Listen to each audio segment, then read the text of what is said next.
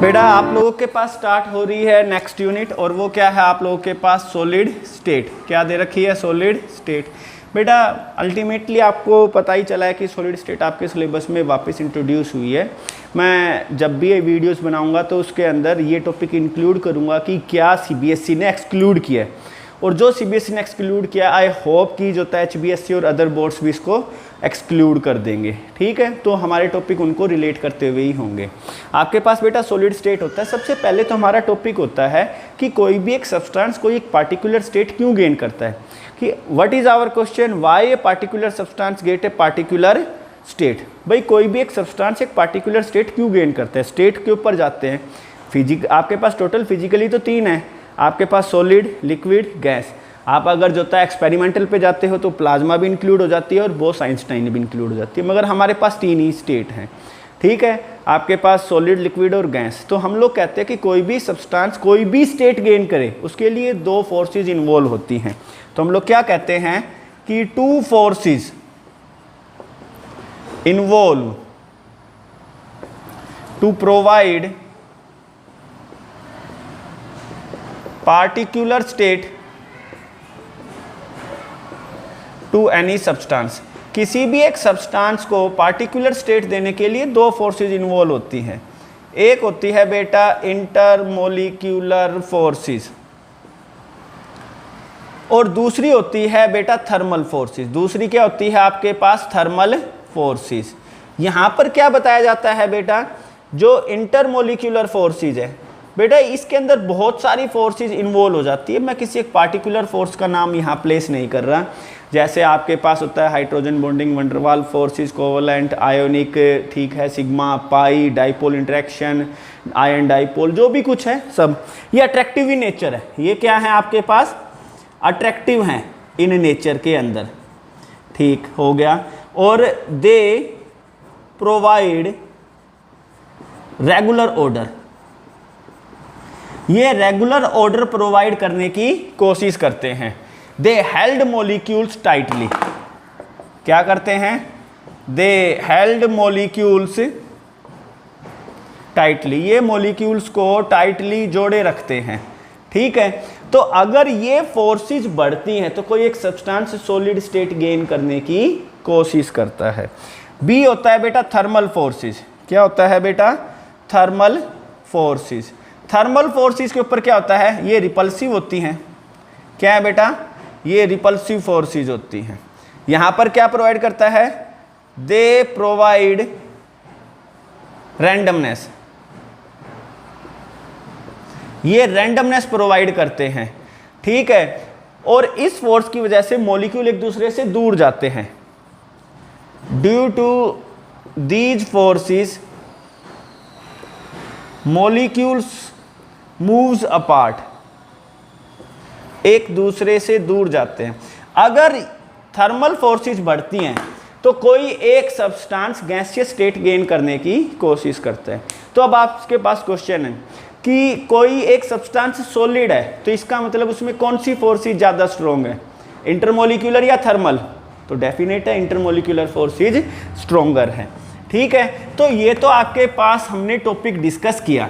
अब आपके पास solid state क्या होती है? आपको पता है any substance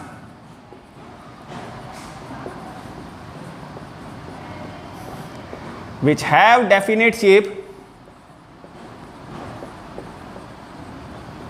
and definite volume, जिसमें डेफिनेट शेप होती है, डेफिनेट वॉल्यूम होती है, उसको हम क्या कहते हैं?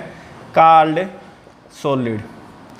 यहां पर क्या बोला जाता है? Inter molecular forces. बेटा वो क्या है?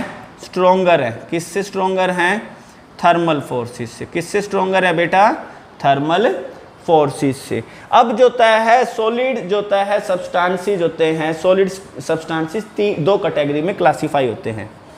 It classify into 2 categories. बेटा सॉलिड 2 प्रकार के होते हैं। क्या? एक तो होता है क्रिस्टलाइन सॉलिड। क्या होता है? Crystalline solid. और दूसरा क्या होता है बेटा? अमोर्फस।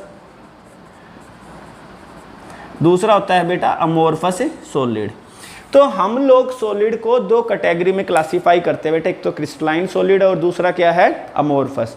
अब आपके पास क्रिस्टलाइन क्या है बेटा, कोई भी एक सब्सटेंस, क्योंकि पहले हम लोग नोट्स के मुकाबले में इसको समझने की कोशिश करते हैं। बेटा आप लोगों के पास मैंने 10 पार्टिकल्स को अरेंज किया, A B A B A B A B, और बी आना था वापस क्या आ गया, ए आना था वापस क्या आ गया बी। तो यहाँ पे रैंडमनेस आ गई। तो आप देखते हैं एक पेयर, दो पेयर, तीन पेयर, और चौथे पेयर में हमारे पास कुछ मिस्टेक आती है। तो ये तो हो गया बेटा लॉन्ग रेंज, क्या हो गया बेटा ये लॉन्ग रेंज सॉलिड। और शॉर्ट रेंज होते हैं बेटा आपके पास अमोर्फस, क्या होते हैं अमोर्फस। ये A B B A B. तो आप लोग देखते हैं बेटा ये क्या हो गया आप लोगों के पास रैंडमनेस, ये क्या हो गई रैंडमनेस। और ये सिर्फ कितने तक चले, एक दूसरे पर फिर रैंडमनेस आ गई, क्या हो गया बेटा ये शॉर्ट रेंज सॉलिड, क्या हो गए शॉर्ट रेंज। बेटा अगर long range order of arrangement है, क्या बोला है long range order of arrangement है, तो वो क्रिस्टलाइन सॉलिड है। क्रिस्टलाइन सॉलिड शार्प कट देते हैं अगर उनको नाइफ से काटा जाए। बेटा ये जो होता है हाई मेल्टिंग पॉइंट रखते हैं, मतलब पहले तो कहते हैं इनका शार्प मेल्टिंग पॉइंट है। डेफिनेट इनका बेटा थर्मल जो होता है आपके पास लेटेंट हीट है, क्या है बेटा जो इसके पास डेफिनेट जो होता है लेटेंट हीट ऑफ फ्यूजन है। क्लीन क्लीवेज देते हैं बेटा, इनका मेल्टिंग पॉइंट शार्प है, और जो होता है डेफिनेट जियोमेट्रिकल शेप होती है, डेफिनेट जियोमेट्रिकल शेप होती है। इसमें हमारे पास काफ़ी क्वेश्चन आने हैं। तो सबसे पहले तो बेटा मैं यहाँ पे डिस्कस कर रहा हूँ differences between crystalline and amorphous. क्या है difference between crystalline and amorphous solid. बेटा क्रिस्टलाइन और अमोर्फस सॉलिड के बीच में क्या डिफरेंस है, एक तरफ तो है आपके पास बेटा क्रिस्टलाइन सॉलिड, दूसरा दे रखा है अमोर्फस सॉलिड, क्या दे रखा है अमोर्फस सॉलिड। बेटा क्रिस्टलाइन सॉलिड में क्या बोला जाता है long range order of arrangement, order of arrangement. बेटा यहाँ पर long range order of arrangement होती है, तो यहाँ क्या होती है बेटा आपके पास short range order of arrangement, short range order of arrangement. यहाँ पर short range order of arrangement होता है। बेटा जब क्रिस्टलाइन सॉलिड होते हैं यहाँ पर sharp melting point, sharp melting point. यहाँ क्या होता है बेटा मेल्टिंग पॉइंट होता है इन रेंज, मेल्टिंग पॉइंट क्या होता है बेटा इन रेंज। यहाँ पर होता है डेफिनेट हीट ऑफ फ्यूजन, क्या है बेटा डेफिनेट हीट ऑफ फ्यूजन। जब इसको मैं मेल्ट करता हूँ तो मुझे फिक्स वैल्यू हीट की ज़रूरत होती है। यहाँ पे क्या होता है heat of fusion in range, heat of fusion in range. मतलब कि आप लोग उसको एक हीट देते हो, वहाँ से पिघलना शुरू होता है, मेल्ट होना, फिर आप हीट की वैल्यू बढ़ाते जाओ, वो लगातार पिघलता ही रहता है, एक फिक्स वैल्यू नहीं है। Give sharp cleavage with knife, give sharp cleavage with knife. बेटा चाकू से वो शार्प क्लीवेज देता है, उसको आराम से काटा जा सकता है। Not give sharp cleavage with knife. बेटा ये नाइफ के साथ शार्प क्लीवेज नहीं देता है आप लोगों के पास। ये ट्रू सॉलिड्स है, इसको हम क्या कहते हैं बेटा ट्रू सॉलिड्स।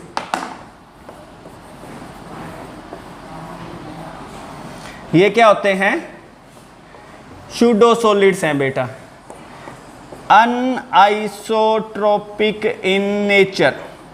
ये क्या है अनआइसोट्रोपिक इन नेचर, और ये क्या दे रखे हैं बेटा आइसोट्रोपिक इन नेचर। ये होते हैं आपके पास आइसोट्रोपिक इन नेचर। तो ये सब दिए हुए थे मैंने बेटा डिफरेंसेस किसके बीच में, क्रिस्टलाइन सॉलिड और अमोर्फस सॉलिड के बीच में। ठीक है बेटा, तो ये था आपके पास डिफरेंसेस क्रिस्टलाइन और अमोर्फस। अब आप लोगों के पास दो तीन टर्म आई है। सबसे पहले तो अनआइसोट्रोपी क्या है, सबसे पहले तो क्या है अनआइसोट्रोपी क्या है, हम लोग इस टर्म को डिस्कस करते हैं। तो बेटा अनआइसोट्रोपी सॉलिड्स, पहले इस बात को समझते हैं। बेटा आपके पास कोई एक सॉलिड है और इस सॉलिड के अंदर 3 एक्सिस है। बेटा ये तो एक्स एक्सिस है, ये वाई एक्सिस है और ये क्या दे रखी है, जेड। तो हम कहते हैं 3 एक्सिस होती है बेटा, ये एक्स है, ये वाई है और ये जेड है। बेटा मैंने यहाँ पर 3-4 प्रॉपर्टी ले रखी है। क्या ले रखी है, जैसे कि रिफ्रैक्टिव इंडेक्स, क्या ले रखा है, रिफ्रैक्टिव इंडेक्स। मैंने दूसरी ले रखी है थर्मल एक्सपेंशन, क्या ले रखी है, थर्मल एक्सपेंशन। फिर बेटा आप लोग के पास जो होता है थर्मल कंडक्टिविटी, थर्मल कंडक्टिविटी। मैं मानता हूं जैसे रिफ्रैक्टिव इंडेक्स है, इस पॉइंट से मैं एक्स एक्सिस पर गया 1.8 आती है। मैं बेटा वाई एक्सिस पर गया तो अब 1.9 और जेड एक्सिस पर गया तो बेटा 2.0। तो आप लोग देखते हैं कि एक ही प्रॉपर्टी की अमाउंट, मात्रा बदल जाती है जब मैं एक्स एक्सिस से वाई एक्सिस या एक्स एक्सिस से जेड एक्सिस या वाई एक्सिस से जेड एक्सिस पे जाता हूं। ये प्रॉपर्टी कहलाती है आपके पास अनआइसोट्रोपिक प्रॉपर्टीज। और वो सॉलिड जो अनआइसोट्रोपिक प्रॉपर्टीज रखे क्या कहलाएंगे आप लोगों के पास, अनआइसोट्रोपिक सॉलिड्स। ठीक है, दोज प्रॉपर्टीज, जैसे इसमें क्या दे रखा है, thermal expansion, refractive index etcetera, those properties which magnitude, जिसकी मात्रा, चेंजेस, जिसकी मात्रा में क्या होता है, बदलाव, those properties which magnitude changes with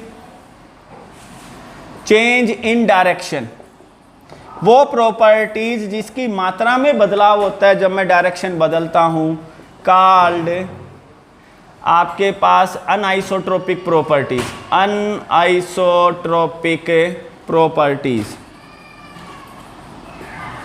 and those solids, और वो solid which show these properties, जो इन प्रॉपर्टीज को रखते हैं, या those solids which possess these properties या शो दीज प्रॉपर्टीज, जो इन प्रॉपर्टीज को रखते हैं, called anisotropic solid, called anisotropic solid.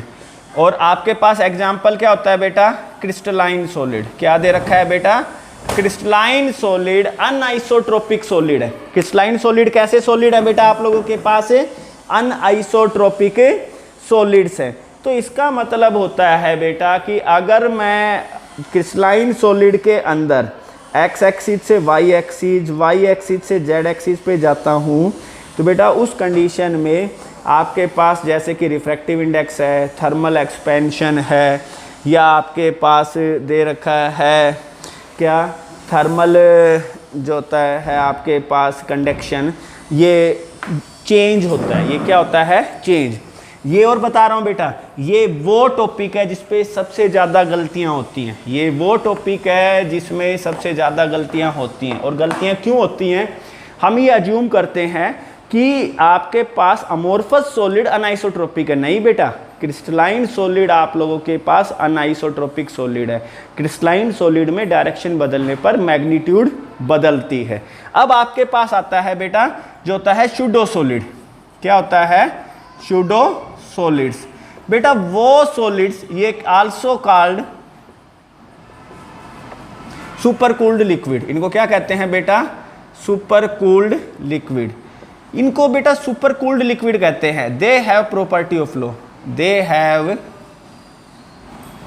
Property to flow, इनके पास बेटा बहने की प्रॉपर्टी होती है, इनके पास फ्लो होने की प्रॉपर्टी होती है बेटा। अब आपकी स्क्रीन के ऊपर क्वेश्चन है और क्वेश्चन ये दे रखा है आप लोगों के पास कि वाई अमोर्फस सॉलिड कॉल्ड जो होता है pseudo solids. Solution, amorphous solid have property to flow, इनके पास बहने की प्रॉपर्टी होती है। So they called super cooled liquid और सूडो सॉलिड। बेटा आपके पास स्क्रीन पर अगला क्वेश्चन दे रखा है और वो क्या दे रखा है कि why the glass becomes thick from lower and. ठीक है, तो आपके पास सॉल्यूशन आता है ग्लास अमोर्फस सॉलिड। गिलास क्या है बेटा? Amorphous solid. It have property to flow, it have property to flow. बेटा इसमें बहने की प्रॉपर्टी होती है। So with passage of time, जैसे समय व्यतीत होगा, ठीक है, आप लोग के so with passage of time glass flow, गिलास बहेगा and its lower end becomes thick, और इसका लोअर एंड क्या हो जाएगा बेटा? थिक, मोटा हो जाएगा। तो पूछा गया था कि जो विंडो होती हैं ओल्ड बिल्डिंग्स की, उसका गिलास नीचे से मोटा क्यों होता है? तो हम कहते हैं गिलास अमोर्फस सॉलिड है, इसकी प्रॉपर्टी फ्लो होने की है। समय के साथ बेटा गिलास फ्लो होगा और इसका लोअर एंड क्या हो जाएगा? ठीक हो जाएगा।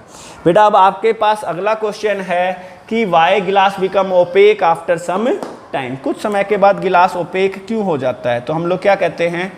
गिलास अमोर्फस सॉलिड। गिलास क्या है? Amorphous solid. It continuous undergo heating और कूलिंग। बेटा ये लगातार या तो गर्म हो रहा है या ठंडा, सुबह गर्म होता है, रात को ठंडा हो जाता है। It continuous undergo heating and cooling, result annealing process takes place, result annealing process takes place. तो एन्यूलिंग प्रोसेस होती है। So some amorphous part, so some amorphous part convert into crystalline and glass turn milky, और गिलास क्या हो जाता है? Milky. बेटा इसमें बताया गया गिलास अमोर्फस सॉलिड है, ये लगातार जो होता है हीटिंग और कूलिंग में होता है, जिस प्रोसेस को एन्यूलिंग कहते हैं। Result annealing process takes place. So some amorphous part, कुछ अमोर्फस पार्ट कन्वर्ट हो जाता है क्रिस्टलाइन में और गिलास क्या हो जाता है बेटा? मिल्की। अब आपके पास बेटा इसी में ही दो क्वेश्चन आपकी स्क्रीन पर हैं। Define annealing. तो एन्यूलिंग क्या होता है? Slow heating followed by cooling, उसको हम क्या कहते हैं? Annealing. Slow heating followed by cooling क्या है? एन्यूलिंग। फिर इसी में नीचे सेकंड क्वेश्चन दे रखा है, how you convert amorphous solid into crystalline solid bye जो होता है continuous heating followed by cooling या बाय एन्यूलिंग प्रोसेस। हम अमोर्फस पार्ट को किस में, अमोर्फस सॉलिड किस में कन्वर्ट कर सकते हैं? क्रिस्टलाइन सॉलिड के अंदर। बेटा मैं आपके पास लास्ट क्वेश्चन डिस्कस कर रहा हूं जो आपकी स्क्रीन पे है, और वो क्वेश्चन है कि आप बेटा क्रिस्टलाइन को अमोर्फस में कैसे कन्वर्ट कर सकते हैं। तो हम क्या कहते हैं? Crystalline solid upon heating followed bye rapid cooling, followed by rapid cooling.